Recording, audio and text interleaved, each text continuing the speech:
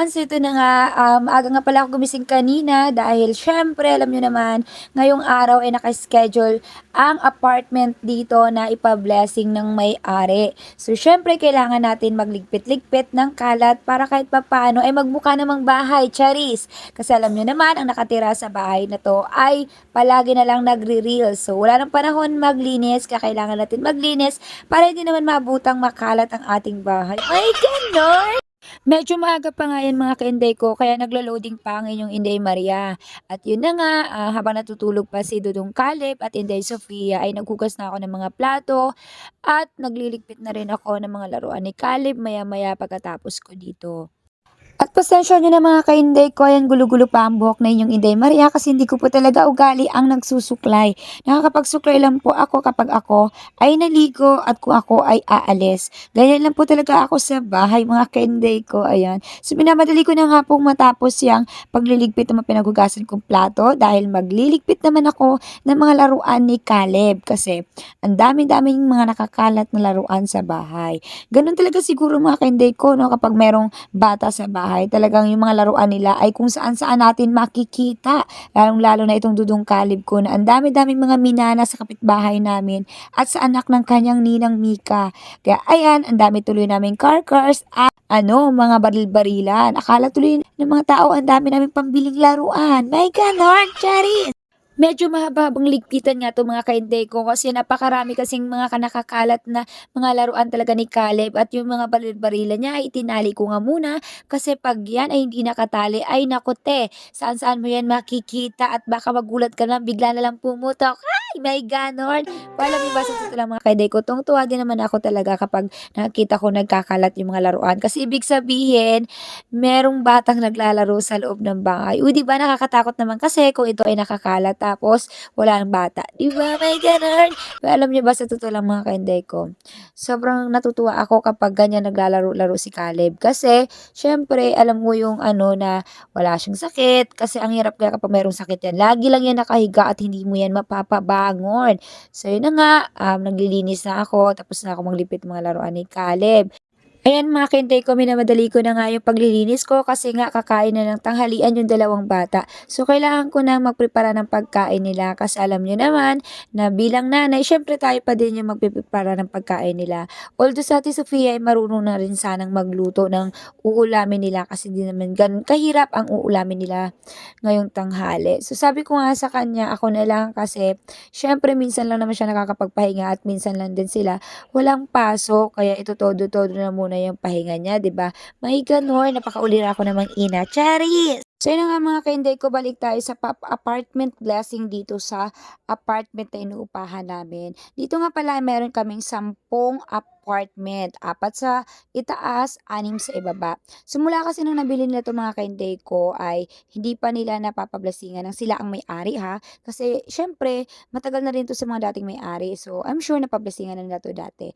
So, ayun na nga mga kainday ko, nakakatuwa lang talagang isipin 'no, kapag merong mga taong nagpapa-bless ng mga investment nila, yung mga nabili nila. Kasi sa sobrang hirap ng buhay ngayon talagang bibihira na lang po talaga yung nagkakaroon ng investment. Kaya alam niyo ba, isa din yan sa mga mina-manifest ko sa buhay. Ay, may gano'n, ambisyosa si Inday.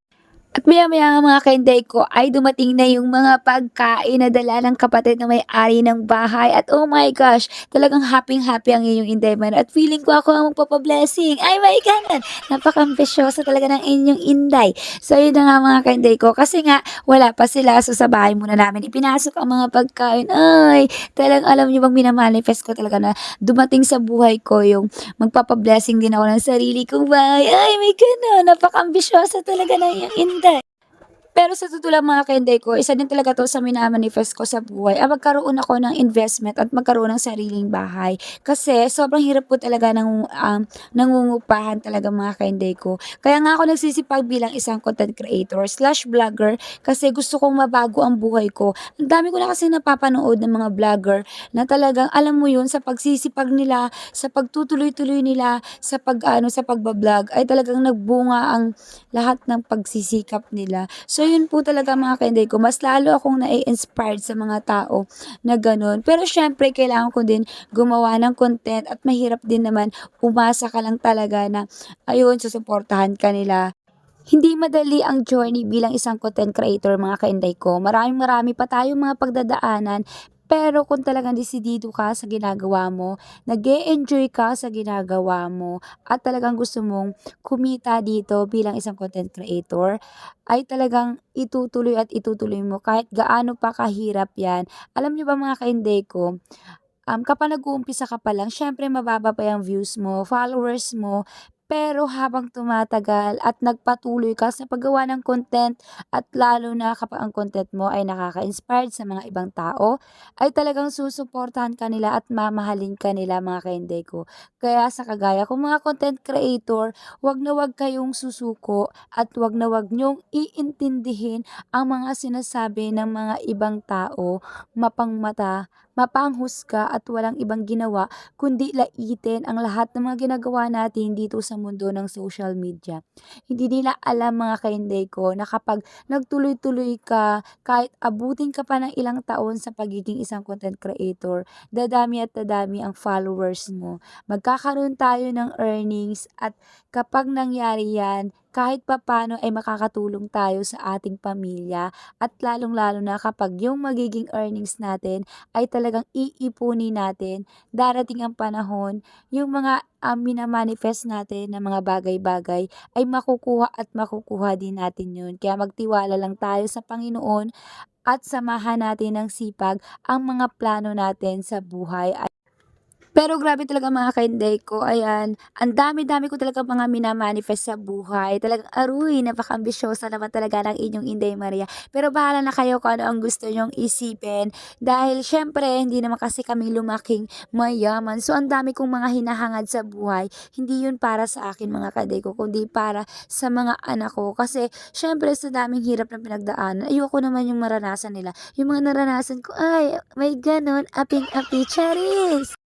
Pero siyempre mga kainday ko, aminin niyo din, kaya kayo naging isang content creator, eh siyempre para sa pamilya natin. Lahat naman talaga ng ginagawa natin, para yan sa pamilya natin, sa mga anak natin. Alam niyo naman na kapag anak na ang pinag-uusapan, ay siyempre gusto natin na hindi nila maranasan yung hirap na naranasan natin. Aroy, talaga naman, humirit na naman, aping-api. So yun na nga mga kainday ko, nasa taas na kami at this is it, pansit. So yun na nga, binibless na yung ang mga bawat pinto ng apartment at talaga naman mga kainday ko, nakaka-excite at ang sarap sa feelings. Partida, hindi po ako may-ari ng apartment. Pero ewan ko ba, parang nararamdaman ko, Jeris!